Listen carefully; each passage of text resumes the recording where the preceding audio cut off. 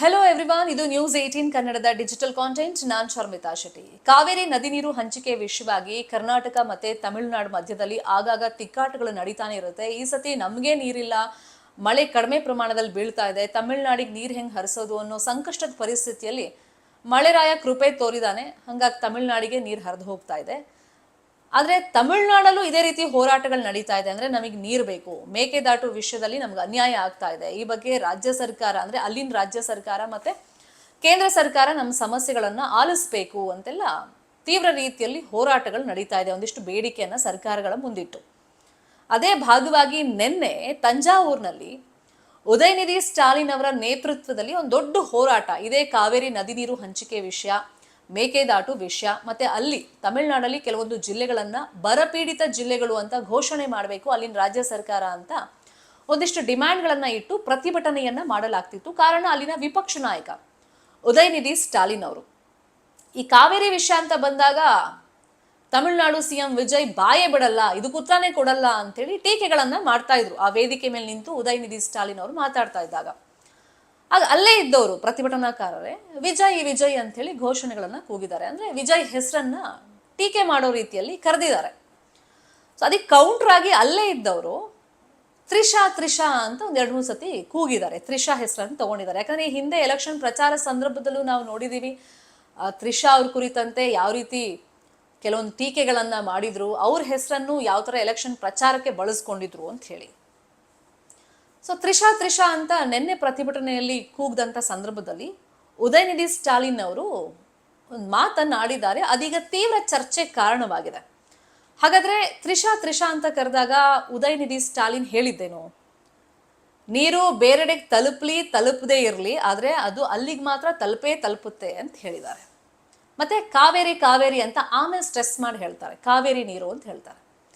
ಅಂದ್ರೆ ಉದಯನಿಧಿ ಸ್ಟಾಲಿನ್ ಅವರು double meaning ಅಲ್ಲಿ ಇದನ್ನು ಹೇಳಿದ್ದಾರೆ ಅಂತ ಹೇಳಿ ವಿಮರ್ಶೆಗಳು ನಡೀತಾ ಇದೆ, ಚರ್ಚೆಗಳಾಗ್ತಿದೆ. ಇದರ ಬೆನ್ನಲ್ಲೇ ಅತಿ ದೊಡ್ಡ ಬೆಳವಣಿಗೆ ಅಂತಂದ್ರೆ ತಂಜಾವೂರಲ್ಲಿ ಮಹಿಳೆಯೊಬ್ರು ಕಂಪ್ಲೇಂಟ್ ಕೊಟ್ಟಿದ್ದಾರೆ. ಮಹಿಳೆಯರ ಬಗ್ಗೆ ಅವಹೇಳನಕಾರಿ ರೀತಿಯಲ್ಲಿ ಉದಯನಿಧಿ ಸ್ಟಾಲಿನ್ ಅವರು ಮಾತಾಡಿದ್ದಾರೆ ಅಂತ. ಮತ್ತೆ ರಾಷ್ಟ್ರೀಯ ಮಹಿಳಾ ಆಯೋಗಕ್ಕೂ ಕಂಪ್ಲೇಂಟ್ ಕೊಡಲಾಗಿದೆ. ವಸ್ತುಗಳಿಗೆ ಮಹಿಳೆಯರನ್ನು ಹೋಲಿಸ್ತಾರೆ, ಬೇಕಾಬಿಟ್ಟಿ ಪದ ಬಳಕೆಯನ್ನ ಮಾಡ್ತಾರೆ, ಅಶ್ಲೀಲವಾಗಿ ಮಾತಾಡ್ತಾರೆ ಅಂತೆಲ್ಲ. ಅಂದ್ರೆ ಈ ರೀತಿ ಅವಹೇಳನ ಮಾಡೋದು ಒಂದೇ, ಲೈಂಗಿಕ ಕಿರುಕುಳ ಕೊಡೋದು ಒಂದೇ. ಅಂದ್ರೆ ಅಷ್ಟು ಸಮಾನವಾಗಿದೆ ಈ ರೀತಿ ಅಶ್ಲೀಲವಾಗಿ ಮಾತಾಡೋದು. ಹಂಗಾಗಿ ಉದಯನಿಧಿ ಸ್ಟಾಲಿನ್ ಮೇಲೆ ಕ್ರಮ ಆಗಬೇಕು ಅಂತ ಹೇಳಿ ಕಂಪ್ಲೇಂಟ್ ಆಗ್ತಾ ಇದ್ದಂಗೆ ಇವತ್ತು ತಮಿಳುನಾಡಲ್ಲಿ ಹೈ ಡ್ರಾಮಾ ನಡೆದು ಹೋಗಿದೆ. ಕಂಪ್ಲೇಂಟ್ ಆಗುತ್ತೆ, ಪೊಲೀಸರು ಡೈರೆಕ್ಟ್ ಆಗಿ ನೀಲಂ ಕರೈ ಉದಯನಿಧಿ ಸ್ಟಾಲಿನ್ ಅವ್ರ ನಿವಾಸ ಅಲ್ಲಿಗೆ ಬರ್ತಾರೆ ಅವ್ರನ್ನ ಅರೆಸ್ಟ್ ಮಾಡಕ್ಕೆ. ಆ ಸಂದರ್ಭದಲ್ಲಿ ಸಾಕಷ್ಟು ವಿರೋಧ ವ್ಯಕ್ತವಾಗುತ್ತೆ, ಹೈ ಡ್ರಾಮಾ ನಡೆಯುತ್ತೆ. ಆ ಟೈಮ್ನಲ್ಲಿ ಉದಯನಿಧಿ ಸ್ಟಾಲಿನ್ ಅವ್ರು ಹೇಳಿರೋದು, ಅರೆಸ್ಟ್ ಆಗೋಕ್ಕೂ ಮುಂಚಿತವಾಗಿ, ಪೊಲೀಸ್ ಜೀಪಲ್ಲಿ ಕೂರೋಕ್ಕೂ ಮುಂಚಿತವಾಗಿ, ನಾನು ಈ ಹಿಂದೆನೂ ಆರೋಪಗಳನ್ನು ಮಾಡಿದ್ದೆ. ಅಂದ್ರೆ ಇವರು ಬೇಕಾದ ವಿಷಯಗಳಿಗೆ ಮಾತಾಡಲ್ಲ, ಈ ರೀತಿ ದ್ವೇಷ ರಾಜಕಾರಣ ಮಾಡ್ತಾರೆ, ಅಪಪ್ರಚಾರಗಳನ್ನ ಮಾಡ್ತಾರೆ. ನಾವು ಹೇಳದೇ ಇರೋದನ್ನ ನಾವು ಹೇಳಿದೀವಿ ಅಂತ ಹೇಳಿ ಸುಳ್ಳು ಪ್ರಚಾರಗಳನ್ನ ಮಾಡಿ ಈ ರೀತಿ ಹೆದರಿಸೋ ಪ್ರಯತ್ನಗಳನ್ನು ಮಾಡ್ತಾರೆ. ಈಗಲೂ ಅದೇ ಮಾಡ್ತಾ ಇದ್ದಾರೆ.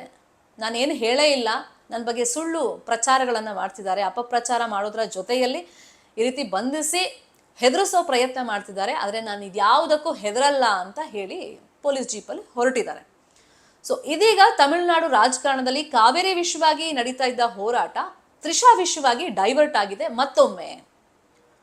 ಸೊ ಈಗ ಮುಂದೆ ಏನಾಗುತ್ತೆ ಕಾನೂನು ರೀತಿಯಲ್ಲಿ ಅನ್ನುವಂಥ ಕುತೂಹಲ ಅಂತೂ ಇದ್ದೇ ಇದೆ. ಕೆಲವರು ತ್ರಿಷಾ ವಿಷಯವಾಗಿ ಉದಯನಿಧಿ ಸ್ಟಾಲಿನ್ ಮಾತಾಡಿದಕ್ಕೆ ತಮಿಳುನಾಡು ಸಿಎಂ ಹಿಂಗ್ ಮಾಡಿಸ್ಬಿಟ್ಟಿದ್ದಾರೆ, ವಿಜಯ್ ಹಿಂಗ್ ಮಾಡಿಸಿದ್ದಾರೆ ಅಂತ ಚರ್ಚೆಗಳಾಗ್ತಾ ಇದೆ. ಇನ್ನೊಂದ್ ಕಡೆ ನಿಜಕ್ಕೂ ಇವರು ಡಬಲ್ ಮೀನಿಂಗ್ ಅಲ್ಲಿ ಮಾತಾಡಿದಾರ ಅಥವಾ ಸಿಂಗಲ್ ಮೀನಿಂಗ್ ಅಲ್ಲಿ ಮಾತಾಡಿದಾರ ಅನ್ನೋ ಚರ್ಚೆಗಳು ಕೂಡ ಸೋಷಿಯಲ್ ಮೀಡಿಯಾದಲ್ಲಿ ನಡೀತಾ ಇದೆ. ಒಟ್ಟಿನಲ್ಲಿ ಈ ತ್ರಿಷಾ ಕುರಿತಾದಂತ ಹೇಳಿಕೆ ವಿಷಯವಾಗಿ ದೊಡ್ಡ ಮಟ್ಟದಲ್ಲಿ ಕಾನೂನು ಸಂಕಷ್ಟ ಉದಯನಿಧಿ ಸ್ಟಾಲಿನ್ ಅವರಿಗೆ ಎದುರಾಗಿದೆ. ಈ ಸ್ಟೋರಿ ಬಗ್ಗೆ ನಿಮ್ಗೆ ಏನನ್ನಿಸ್ತು ಕಮೆಂಟ್ ಮುಖೇನ ತಿಳಿಸಿ. ನ್ಯೂಸ್ 18 ಕನ್ನಡ ನಾವೆಲ್ಲ ಡಿಜಿಟಲ್ ಮೀಡಿಯಾ ಪ್ಲಾಟ್ಫಾರ್ಮ್ನಲ್ಲೂ ಲಭ್ಯವಿದ್ದೀವಿ. ನಮ್ಮನ್ನು ಫಾಲೋ ಮಾಡಿ, ಸಬ್ಸ್ಕ್ರೈಬ್ ಮಾಡಿ. Thank you so much. ನಿರ್ಭೀತ, ನಿಷ್ಪಕ್ಷಪಾತ, ವಿಶ್ವಾಸಾರ್ಹ ಸುದ್ದಿಗಳಿಗೆ ಮತ್ತೊಂದು ಹೆಸರಾಗಿರುವಂತ ನ್ಯೂಸ್ 18 ಕನ್ನಡ ಈಗ ಆಪ್ನಲ್ಲೂ ಲಭ್ಯವಿದೆ. ದಯವಿಟ್ಟು ಇಲ್ಲಿರುವಂತ QR ಕೋಡ್ ಸ್ಕ್ಯಾನ್ ಮಾಡಿಕೊಂಡು ಆಪ್ ಡೌನ್ಲೋಡ್ ಮಾಡೋದಕ್ಕೆ ಮರಿಬೇಡಿ. ನಿಮ್ಮ ಬೆಂಬಲ ಹೀಗೆ ಸದಾ ನಮ್ಮೊಂದಿಗಿರಲಿ. ಧನ್ಯವಾದ.